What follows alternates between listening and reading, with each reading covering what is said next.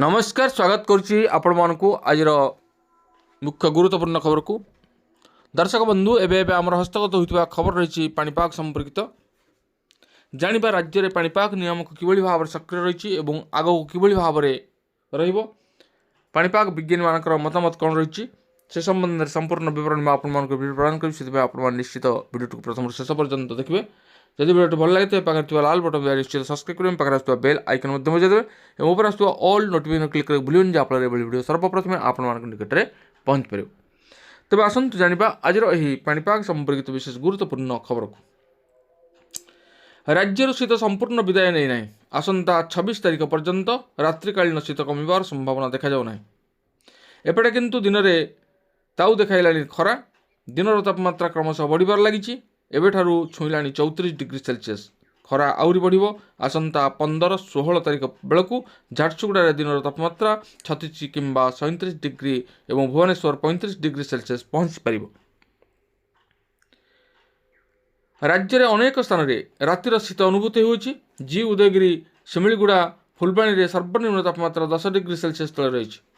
उपकूल अंचल में रातिर तापमात्रा 14-15 डिग्री पाखापाखि रोचे। पाणीपाग विभाग विस्तारित पूर्वानुमान चित्र अनुसार 26 पर्यंत ओडिशा रे रातिर तापमात्रा कमिबार ना। रातिर तापमात्रा स्वाभाविक 2-4 डिग्री कम रही पारे। केतेक जगार यह स्वाभाविक तुलन में 6 डिग्री कम रही पारे। अन्यपटे दिन स्थिति ओलटा दिन तापमात्रा ऊपर मुहां है।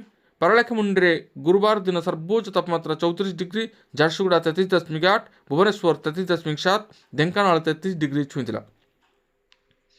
झारसुगुड़ा स्वाभाविक तुलन में दिन तापमात्रा 3.1 डिग्री, भुवनेश्वर में प्राय 2 डिग्री अधिक रही। पाणीपाग विशेषज्ञ आकलन है वर्तमान राति ठंडा रहा दिन में गरम बढ़ आगक एक पश्चिमा झड़र संभावना थिबारु आसंता 15 और 16 तारिख में स्वाभाविक हार में दिन तापमात्रा बढ़ी पारे। वर्तमान तुलन में 2-3 डिग्री वृद्धि पाइपे दिन तापमात्रा। चलित शीत ऋतु पूर्वर सबू रेकर्ड भांगी सारी। गत दशंधि भितर एते लंबा शीत अवधि केबे अनुभूत होई नथिला। डिसेम्बर जानुआरी रे शीतर लहरी बारंबार रेकर्ड भांगी बेले फेब्रुआरी शेष सप्ताह पर्यंत राज्य में शीतर प्रकोप अनुभूत होगा जाउछि। अन्यपटे विशेषज्ञ मानकर कहवा अनुसार शीतर अवधि जेमती लंबा रही एथर ग्रीष्म भी बेस नाकेदम करिवो। आगको खरार प्रकोप भीषण हेबो।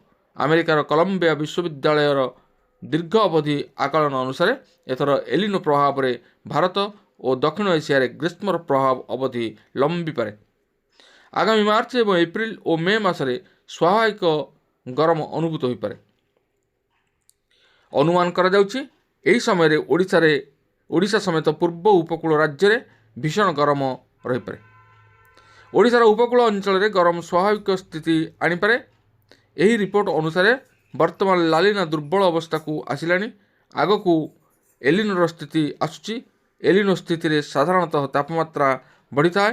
तेणु चलित वर्ष ग्रीष्मर प्रकोप प्रचंड और अवधि लंबा रहिबो।